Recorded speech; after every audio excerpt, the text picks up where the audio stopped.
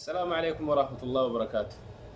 الشمع هركفون يرددوت يوتيوب شانالي كامل ميديا جلت ترجم تنون بكي سنو بقى جرات تاني ساعتي كان ناقي سنين جلا بقى جرتنوت ناقيني ربي سني وجن هجراتو تكنيسا isin hamar suful dura keessanii dudduba keessanii isinin jedha egaa sagantaan an arra qabadhee dhufee jire maali yoo jenne gara ummata keenya wallaggaa yaadaan gadi isin buusa hortee maccaa keessaa isaan tokko jechuudha ummata keenya wallaggaa yeroo ammaa maaltu isa mudataa jira Oromoon maaliif ukkaamamee maaliif dhumaatiin ummata kanaa diraamaa tahee maaliif namni qixxa jiruun hin birmanne maaliif sagaleen jiraaf hin ta'amne jirri kun akka dhuunfaatti badii wayii qabani akka dhuunfaatti badiin isaan qaban maali ilmaan Oromoo ta'uu qofa warri siyaasaa yoo wallolee jedhe wala haleelu garuu ummanni nagaan maaliif dhumata maaliif buqaa maaliif gubama maaliif manni irraa gubata kana gaafin kiyya kallattiidhaan ijoollee Oromoo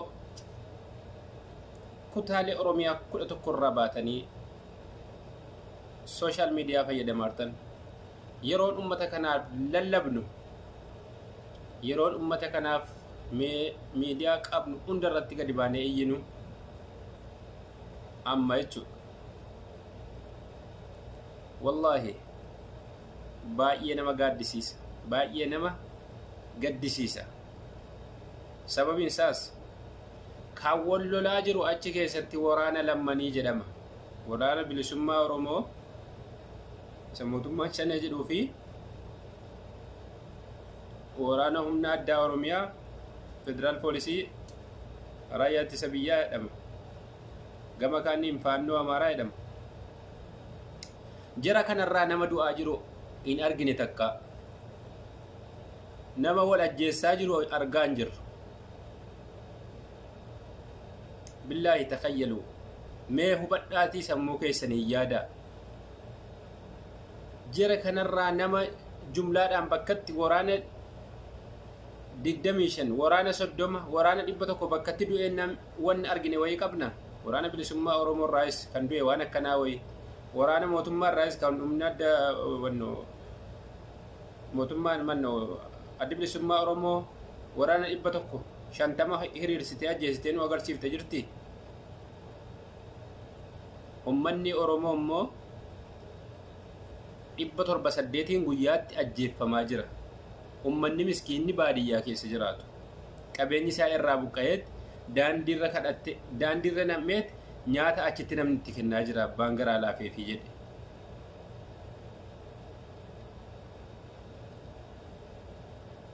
kun maali sababni isaa Oromoon maaliif callise du'aatii ummata kanaa maaliif irraa callise dirreenuma abbaan loluma jedhana loluma asi Suuriyaa waggaa 8-9 duraan darbe ta'e abbumti fedhe dhufee irree ofii achirratti agarsiifata Raashiyaan achirraa as darbatteetti dhukaafti rukutti meeshaa haaraa oomishattee jette isaan irratti ilaallatti ummanni dhiyaa hundinuu meeshaa ofii fidee isaan irratti dhukaase kan dhumu ummata nagaa ture ummata nagaa ajjeeffame achi keessa kan keenya an keenyas akkuma kana humna achitti wal irratti ilaallattee ummata fixaanii jirti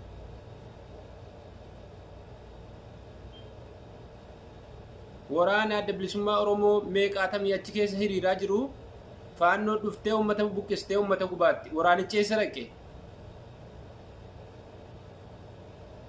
ummataaf lolaare waan ta'e erga ta'eeti poolisii Oromiyaa ammoo akka waraana chaayinaatti hiriirsee uffata orongaadeetti naqee lafarraa dhiyaatu sun eessa dhaqeennaani kan faannoon dhuftee ummata ajjeeftu faannoo maal ajjeessaara isaanuma fixaara wal gidduu isaaniitti ummata aboo wallahi baruma maalii keessa jirra baruma akkamii keessa jirra yaafi mee rabbi sodaadhaa gurratti kennaati warri feesbuuka qabdan warri beejii gurguddaa qabdan irratti iyyaa waa'ee ummata kanaan callisinaa ummanni dhumaa jira guyyaatti yoo namni 300 yookiin 400 du'e qallaalitti namni 90 miskiinni beerri ijoollee yoo duute meeshaa wayii ofirkaan qaban bahanii lolaan jiran maal jechuudha maaliif immoo abbaa dhabe duuti isaanii kun maaliif abbaa dhabe namaa iyyu maali yoo warri biyya keessaa cuqqaalame warri biyya alaa kun maal sooshaal miidiyaa irratti maaf ganamaa galgala taa'ee dhiyyine waa'ee ummataa waa'ee waraanaa miti waa'ee waraanaa siyaasa keessa galtaadha waraana kaaniif kan deeggaruun garuu kan ummataa dhumiitiin ummataa akkamitti ilaalama ija kamiin ilaalamuu qaba dhumatuu qaba ummanni zambiin ummata miskiinaa maali biitti tokko yeroo wal loltu dura namoota nagaa achi keessa jiran waliigalteedhaan achi keessaa baafama ummata nagaa naannoo san jiran achi keessaa baasanii ka'aniit ofii isaaniitti wal daaku wal sukkuumu abbaan humna qabaate isa tokkorra aana jechuudha garuu kun nama achi keessatti qephaatee qabdeet nama achi keessatti ittiin fayyadamteet ittiin nama fixxi mee jira manni namaa ol ka'ee dhaabatee ijoolleen daa'imni haayyoon abbootiin manguddooleen deemuu hin dandeenye keessatti rooba dhiyeessee keessatti owwa dhiyeessee jiruu fi jiraatu akkamittiin manni namaa namarraa gubata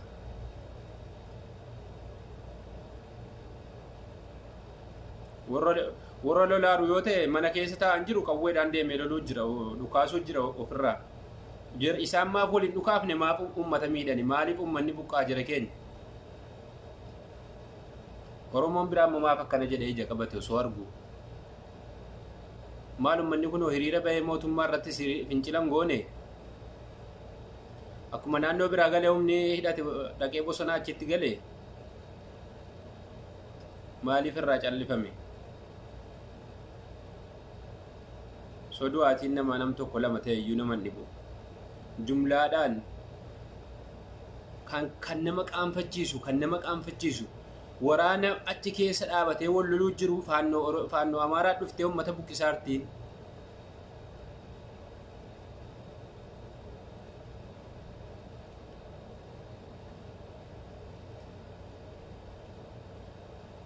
waraanni bilisummaa oromoo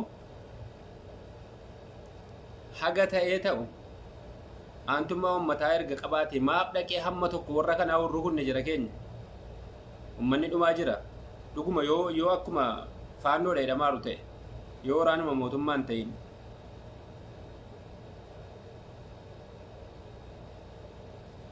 ummanni miskiinni nyaatee buluudhaafuu akka jiru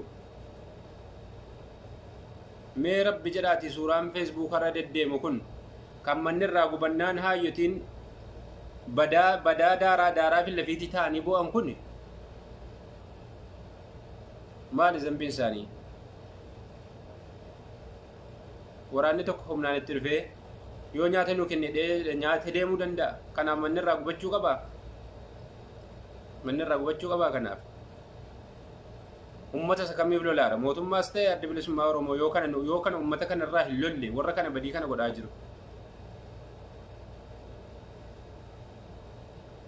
jirana ummanni miidhameedha ummanni badeera mi akka kanatti jumlaadhaan namni mana ofii keessaa marfeenuu gahee qabdi marfeesin lilmeen akkana wahii waraananu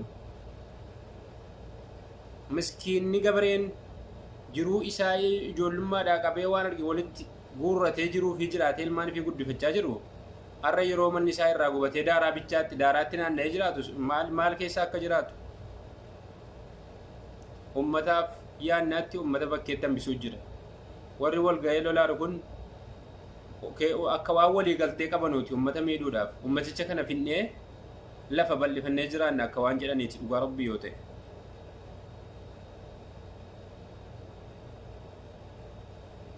Maaliif ummanni ajjeefama? Maaliif ummanni miidhama? Maaliif ummanni saamama? Maal erga wal lolaa jiran ta'e meedaan lolan isaa mana namaa keessa miti achi wal baafatanii walirraa dhukkeen kaasanii? Haa ta'u mana namaa gubuun maaliif dhufe? Waraanni immoo faannoo makiinaa meeqaan dacha'ee seenaa argisee jedhamu ummanni nuu kan heeruu kana kennaan waraanni achi keessa yaa'aru sunoo maal eeguu jira? Maal eeguu jira? Xayyib humna qaba.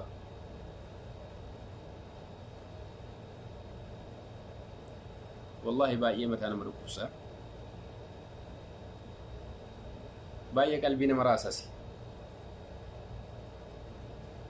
Namni hidhatee bahee erga hidhatee baheetii ay wanni jedhan hin jiru. Adu'uu hajiraatu. Silaawunni takkiin hin du'aa takkiin hin ajjeessaaf manaa bahe waan ta'eef. Kun immoo miskiinni mana fi keessa taa'aa jiru, mana fi keessa bulaa jiru. Yoo inni kun dhufes keessummeessee kan dabarsudha. Ummata jechuun ummata baadiyyaa jechuun eefa waraanni dhufee walitti seeneetii natti hin dhufinaa ummata jechuu danda'u miti. Sababiin isaatis yoo isa kanaan wanni jette dhufee sijjeessa waan ta'eef. Inni kunis yoo dhufe nagaatti. Amma abbaan humna qabu irraa nutti. Kanaaf ajjeefamuu qabaa jara keenya. Kanaaf du'uu qabaa ummanni.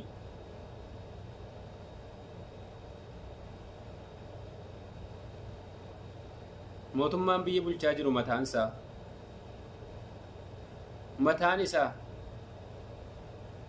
warra bosona keessa jiruun taquxaaxxara jedhee asiif achi fiiguu dhiisee warra gidiraa uummatarraan gahaaru maaf hin taquxaaxxarre?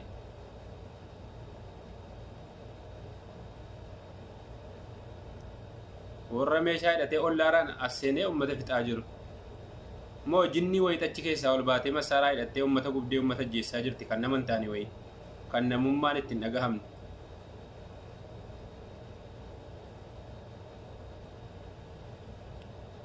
Rakkoon kun bakka mara gahuun isaan oolu yoo rabbiin nurraa qabeen ala nama yaachisas baay'ee nama gaddisiisas. Jira nam tokko du'ee qaata dhagahuu dhiibne nam tokko miti amma Wallagga keessatti amataaf deemaara erga duuti namaa 500 himamuu eegalee 500 himama duuti namaa 600 jumlaatti 300 jumlaatti 400 jumlaatti gaddalamee deema. Eenyunni mootummaan shaneedhaan jarri mootummaadha ittiin kun immoo faannoo dhufte jedhaan eenyunni quba qabaataadha dhumaatii uummataa malee. Namni dhuunfaan tokko duunaan weellisaan dhuunfaa tokko duunaan gadi mahanii poostii kanaan feesbuuka culuk godhanii guutu nama tokko itti duute beekadhu. Garuu jumlaa namaan dhumaaru kana eenyunni sagalee ta'uu jira. Jumlaadhaan kan dhumaaru moo lubbuun ilma namaa kun garagara sida.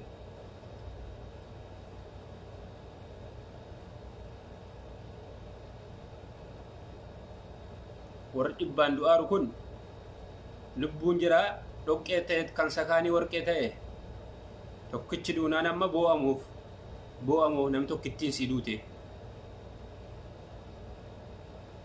Garuu warra dhumaaru kanaaf immoo eenyunni ummata dhumaara jedheen eenyunni waan kana yaade.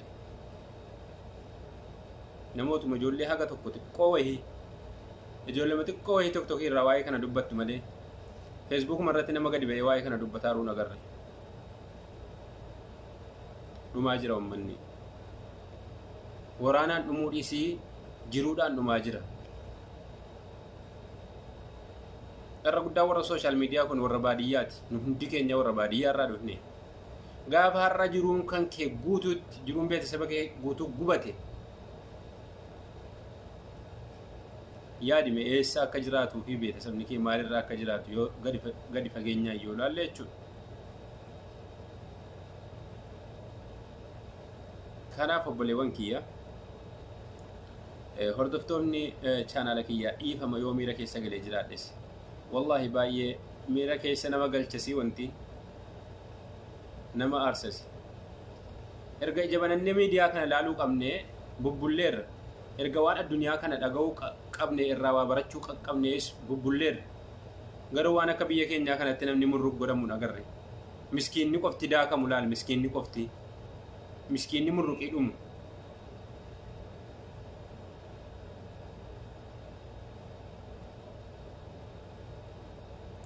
Naannoo tokko mootummaan dogoggoraan yoo waan tokko raawwatee mana nam tokko rukutee dogoggoraan mana nam tokko yoo rukutee nama nagaachi keessatti ajjeesse addunyaatitti ka'ee dhiifama gaafata.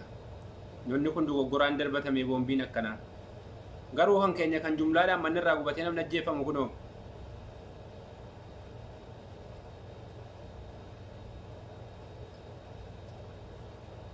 Wallahi በጣም ያሳዝናል።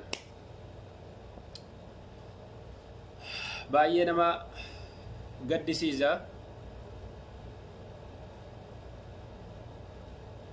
Oromoon akka waan hin jirree wayii akka waan quba waliin qabne wayii ta'e.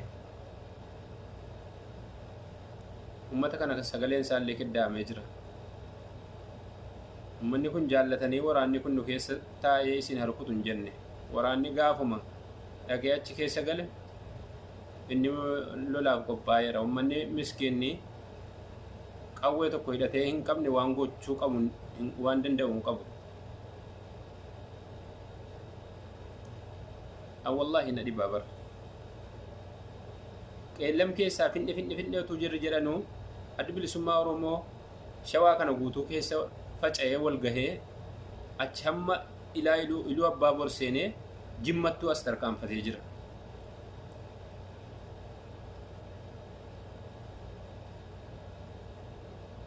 Uummanni miskiinni kun wabiin isaanii eenyunni? Wabiin uummata miskiina kanaa eenyunni? Kanaaf hunda keessaniif gaafiidha. Wabiin isaanii Rabbi tokkicha haa ta'u. Mahmaa kana nama uummata keenya fixaa jiru, uummata nagaa nama ajjeessaa jiru, uummata nagaa irratti nama irree ofii agarsiifachaa jiru. Rabbiin beeka aniifatti fagoo irraa jirra. Isaaniifuu yookiin wallaalamuu ta'a. Isaaniifuu yookiin hin beekamu wanni kun. Kun uffata sakaanii dhufee fixee ba'a. Kun uffata sakaanii fixee ba'a. Abbaa qubatti qaban hin beekan wanni baddaa keessa hidhatee deemee dhufee rukuta. Kan akka mootummaatii kan akka mootummaa mitiinuu hin beekamu. Rabbii tokkichatu warra